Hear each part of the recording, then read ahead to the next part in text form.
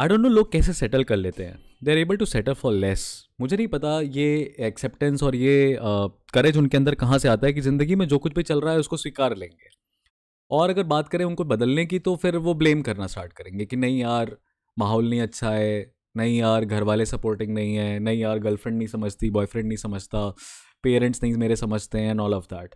नहीं यार मैं तो गरीब घर में पैदा हुआ हूँ, मैं कैसे अमीर हो सकता हूँ, यार मेरे माँ बाप पढ़े लिखे नहीं है तो मैं कैसे पढ़ लिख सकता हूँ, या for that matter anything. I don't know why how people are able to settle for nothing, they are able to make peace with it, they are not able to even ready to give a fight at least.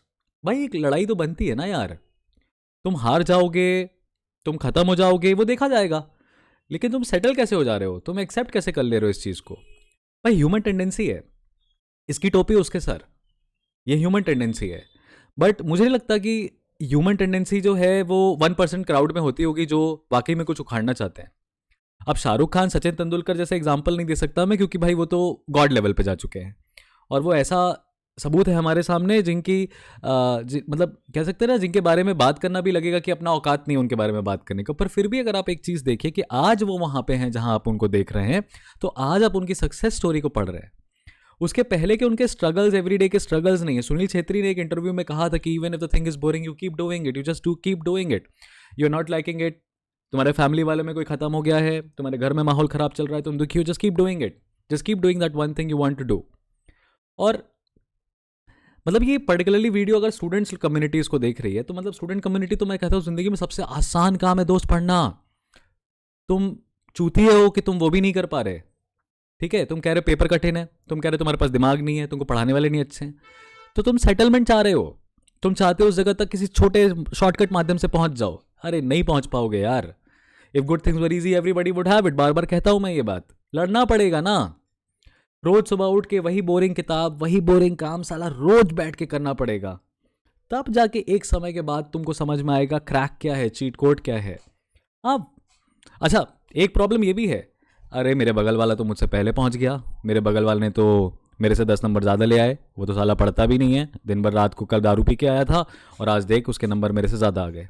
अरे तो होगा उसके पास grey matter तुमसे ज़्यादा भाई, तुम्हारे पास नहीं है, पर इसका मतलब ये थोड़ी है कि वो तुमसे बेहतर है या तुम उससे कमज़ोर हो। तुम चूती हो अगर तुम अपने आप को उसके जगह पे रख के खुद को कंपेयर कर रहे हो तो। सच में रैंक 1 से जलता सबका है, आपको पता है क्या जलने की बात कर रहा हूं मैं। कोई रैंक 1 ले आएगा तो कहेंगे अरे साला पता नहीं कैसे पहुंच गया, but you don't want to check, you don't want to check how what is actually the person is doing to reach there and why is he there और शी देयर। आप कंपेयर करके लोगों की बुराई कर सकते हो, बट आप खुद को खुद के साथ काम नहीं करना चाहते। क्यों? क्योंकि ऑब्वियसली रास्ता बोरिंग है, रास्ता कठिन है। कैसे कर लेते हो भाई तुम ये, कैसे स्वीकार कर लेते हो वो चीज जो तुम्हें पता है कि तुम्हारे लिए नहीं है या तुम उससे बेहतर डिजर्व करते हो, कैसे सेटल कर लेते हो तुम for nothing without even giving it a fight. Simple सी एक बात समझो। अच्छा एक बात मेरे को बताओ, मान लो तुम एक ब्रिज से पार कर रहे थे, नॉर्मल नदी के ऊपर ब्रिज था, तुम उसको पार कर रहे हो आराम से, जैसे रोज सुबह शाम लोग चल के जाते हैं वैसे तुम उसको पार कर रहे हो। अचानक से नदी में बहाव बहुत तेज आता है और ब्रिज एक तरफ से टूट जाता है। तो जैसे ही ब्रिज एक तरफ से टूट जाता है तो तुम खुद को छोड़ देते हो कि हाँ अब तो लग गए मेरे, अब तो जाना ही है मेरे को, खत्म। नहीं ना, तुम उस ब्रिज की रस्सी को पकड़े रहोगे, पानी के ऊपर रहने की कोशिश करोगे, फाइट मारोगे। क्यों? क्योंकि तुम्हें पता है कि तुम उस टाइम पे मौत के लिए प्रिपेयर्ड नहीं थे, you don't deserve to die at least then, so still you are giving it a fight to survive.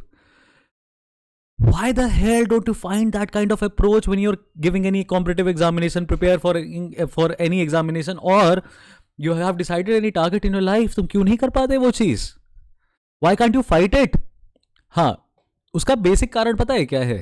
उसका बेसिक कारण यह है कि तुम चाहते ही नहीं हो करना। क्यों? क्योंकि तुमने वो जर्नी चूज नहीं की है out of your own share will, out of compulsion तुमने चूज किया है। माँ बाप चाहते थे तो उन्होंने कहा कर लो, किसी दोस्त को देखा तुमने चमन चूतिए को आगे बढ़ते हुए तो तुम्हें लगा नहीं यार ये कर सकता है तो मैं भी कर सकता हूं, बाकी जिंदगी में कुछ और नहीं कर पा रहे थे तो हम ये करने आए हैं, एंड स्टफ लाइक दैट। आप कभी नहीं उखाड़ पाओगे उस जगह पे। मैं पेरेंट्स को कैसे समझाऊं ये बात कि हर बंदा हर बंदी पढ़ाई के लिए नहीं बना है। जो पढ़ाई के लिए बना है उसको करवाओ पढ़ाई, देश में ज़रूरत है।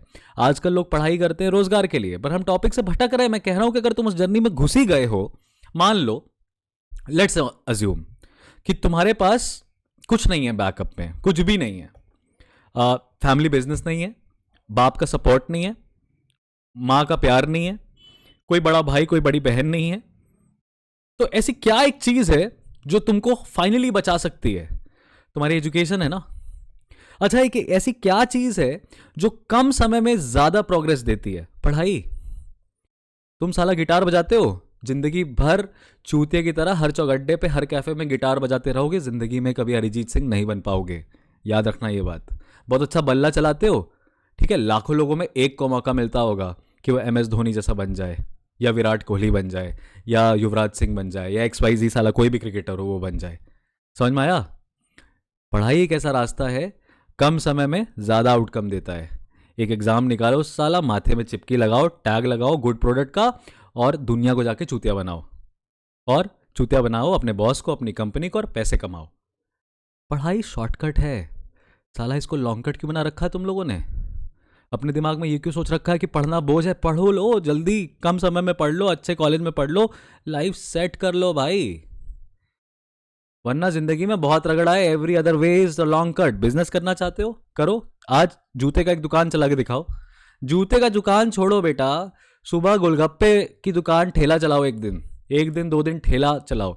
और नहीं चला पा रहे हो तो चलो ठेले वाले को देखो जाके कि वो कितने सारे गोलगप्पे बेच रहा है, कितनी चाट बना रहा है, तब जाके दिन का कितना कमा पा रहा है। वो तो साला दूर दूर तक सोच ही नहीं सकता करोड़पति बनने का, और तुम्हें लगता है बिजनेस हलवा है? तुम्हारे जैसे 636 है मार्केट में बैठे, कोई भी चला लेगा। सबको लगता है कि हम बाप हैं, हम खुदा हैं। बेटा इंडस्ट्री में ना इतना कंपटीशन है कि तुमको कोई जगह नहीं देगा बैठने की, तुमसे कोई पूछेगा नहीं, तुमसे कोई बात नहीं करेगा। तुम मैटर नहीं करते, तुम्हारा ओपिनियन मैटर नहीं करता। इस इंडस्ट्री में शक्ल, सूरत, परिवार, बैकग्राउंड कुछ मैटर नहीं करता।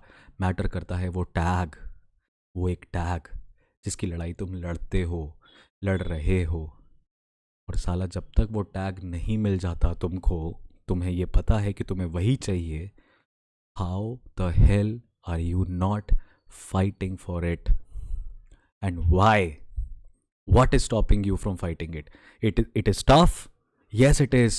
But other things are more tough. समझ में आया? पढ़ लो। सबसे आसान काम है ज़िंदगी में, कोई टेंशन नहीं है। जिस दिन तुम 25-26 साल के होगे ना, और मार्केट में तुम्हें रहेगा जाके कि अब तुम्हें बाप से पैसा नहीं लेना है, तुम्हें 10 रुपये कमाने हैं और खुद से करना है जो करना है, उस दिन तुमको तुम्हारा लाइफ का रियलिटी पता चलेगा। समझ में आया? और जब तुम पलट के अपने 17-18 साल के व्यक्ति को देखोगे ना, तो गाली बक रहे होगे कि बीसी उस समय क्यों नहीं पढ़ लिया, उस समय क्यों नहीं काम कर लिया। कर लेते तो आज बेटर जगह पे होते।